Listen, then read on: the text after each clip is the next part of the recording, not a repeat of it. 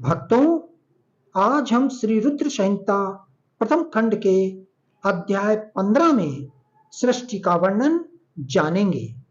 नारद जी ने पूछा, हे पितामह, आपने बहुत सी ज्ञान बढ़ाने वाली उत्तम बातों को सुनाया। कृपया इसके अलावा और भी जो आप सृष्टि एवं उससे संबंधित लोगों के बारे में जानते हैं, हमें बताने की कृपा करें। ब्रह्मा जी बोले, मुने, हमें आदेश देकर जब महादेव जी अंतर्ध्यान हो गए तो मैं उनकी आज्ञा का पालन करते हुए ध्यान मग्न होकर अपने कर्तव्यों के विषय में सोचने लगा। उस समय भगवान श्री हरि विष्णु से ज्ञान प्राप्त कर मैंने सृष्टि की रचना करने का निश्चय किया। भगवान विष्णु मुझे आवश्यक उपदेश देकर वहां से चले गए। भगवान शिव की कृपा से ब्रह्मांड से बाहर वैकुंठ धाम में जा पहुंचे और वहीं निवास करने लगे। सृष्टि की रचना करने के उद्देश्य से मैंने भगवान शिव और विष्णु का स्मरण करके जल को हाथ में लेकर ऊपर की ओर उछाला। इससे वहां एक अंड प्रकट हुआ जो 24 तत्वों का समूह कहा जाता है। वहां विराट आकार वाला अंड जड़ रूप में था। उसे चेतनता प्रदान करने हेतु मैं कठोर तप करने लगा और 12 वर्षों तक तप करता रहा। तब श्री हरि विष्णु स्वयं प्रकट हुए और प्रसन्नता पूर्वक बोले।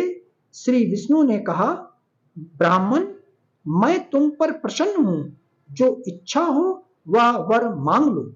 भगवान शिव की कृपा से मैं सब कुछ देने में सामर्थ हूं। ब्रह्मा बोले, महाभाग, आपने मुझ पर बड़ी कृपा की है। भगवान शंकर ने मुझे आपके हाथों में सौंप दिया है। आपको मैं नमस्कार करता हूं। कृपया कर इस विराट 24 तत्वों से बने अंड को चेतना प्रदान कीजिए। मेरे ऐसा कहने पर श्री विष्णु ने अनंत रूप धारण कर अंड में प्रवेश किया। उस समय उनके सहस्रों मस्तक, सहस्त्र आंखें और सहस्त्र पैर थे। उनके अंड में प्रवेश करते ही वह चेतन हो गया। पाताल से सत्यलोक तक अंड के रूप में वहां विष्णु भगवान विराजने लगे। अंड में विराजमान होने के कारण विष्णु जी वैराज पुरुष कहलाए। पंचमुख महादेव ने अपने निवास हेतु कैलाश नगर का निर्माण किया। देवऋषि संपूर्ण ब्रह्मांड का नाश होने पर भी वैकुंठ और कैलाश अमर रहेंगे, अर्थात इनका नाश नहीं हो सकता।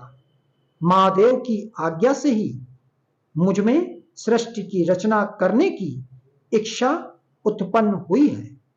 अनजाने में ही मुझसे तमोगुणी सृष्टि की उत्पत्ति हुई, जिसे अविद्या पंचंग कहते हैं। उसके पश्चात भगवान शिव की आज्ञा से स्थावर संज्ञक वृक्ष, जिसे पहला सर्ग कहते हैं, का निर्माण हुआ, परंतु पुरुषार्थ का साधक नहीं था। अतः दूसरा सर्ग तिर्यक श्रोता प्रकट हुआ। यह दुख से भरा हुआ था। तब ब्रह्मा जी द्वारा ऊर्ध्व श्रोता नामक तीसरे सर्ग की रचना की गई। यह सात्विक सर्ग देव सर्ग के नाम से प्रसिद्ध हुआ। यह सर्ग सत्यवादी तथा परम सुखदायक है। इसकी रचना के उपरांत मैंने पुनः शिव चिंतन आरंभ कर दिया। तब एक रजोगुणी सृष्टि का आरंभ हुआ, जो अवक श्रोता नाम से विख्यात हुआ। इसके बाद मैंने 5 विकृत सृष्टि और 3 प्रकृत सर्गों को जन्म दिया। पहला महातत्व, दूसरा भूतों और तीसरा वैकारिक सर्ग है। इसके अलावा 5 विकृत सर्ग हैं। दोनों को मिलाकर कुल 8 सर्ग होते हैं। 9वां कौमार सर्ग है, जिससे सनत सनंदन कुमारों की रचना हुई है। सनत आदि मेरे 4 मानस पुत्र हैं, जो ब्रह्मा के समान हैं। वे महान व्रत का पालन करने वाले हैं। वे संसार से विमुख एवं ज्ञानी हैं। उनका मन शिव चिंतन में लगा रहता है। मुनि नारद, मेरी आज्ञा पाकर भी उन्होंने सृष्टि के कार्यों में मन नहीं लगाया। इससे मुझ में क्रोध प्रवेश कर गया। तब भगवान विष्णु ने मुझे समझाया और भगवान शिव की तपस्या करने के लिए कहा। मेरी घोर तपस्या से मेरी भौं और नाक के मध्य भाग से महेश्वर की 3 मूर्तियां प्रकट हुईं, जो पूर्णशः सर्वेश्वर एवं दया सागर थी। और भगवान शिव का अर्धनारीश्वर रूप प्रकट हुआ। जन्म मरण से रहित परम तेजस्वी सर्वज्ञ नीलकंठ साक्षात उमा वल्लभ भगवान महादेव के साक्षात दर्शन कर मैं धन्य हो गया। मैंने भक्ति भाव से उन्हें प्रणाम किया और उन्हें प्रसन्न करने के लिए उनकी स्तुति करने लगा। तब मैंने उनसे जीवों की रचना करने की प्रार्थना की। मेरी प्रार्थना स्वीकारते हुए देवाधिदेव भगवान शिव ने रुद्र गणों की रचना की।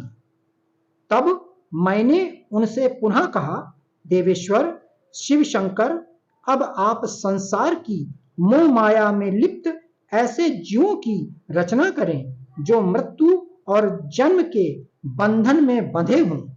यह सुनकर महादेव जी हंसते हुए कहने लगे। शिव जी ने कहा, हे ब्रह्मा, मैं जन्म और मृत्यु के भय में लिप्त जीवों की रचना नहीं करूंगा, क्योंकि वे जीव संसार रूपी बंधन में बंधे होने के कारण दुखों से युक्त होंगे। मैं सिर्फ उनका उद्धार करूंगा, उन्हें परम ज्ञान प्रदान कर उनके ज्ञान का विकास करूंगा। हे प्रजापते, इन जीवों की रचना आप करें। मोह माया के बंधनों में बंधे इस प्रकार के जीवों की सृष्टि करने पर भी आप इस माया में नहीं बंधेंगे। मुझसे इस प्रकार कहकर महादेव शिव शंकर अपने पार्षदों के साथ वहां से अंतर्ध्यान हो गए।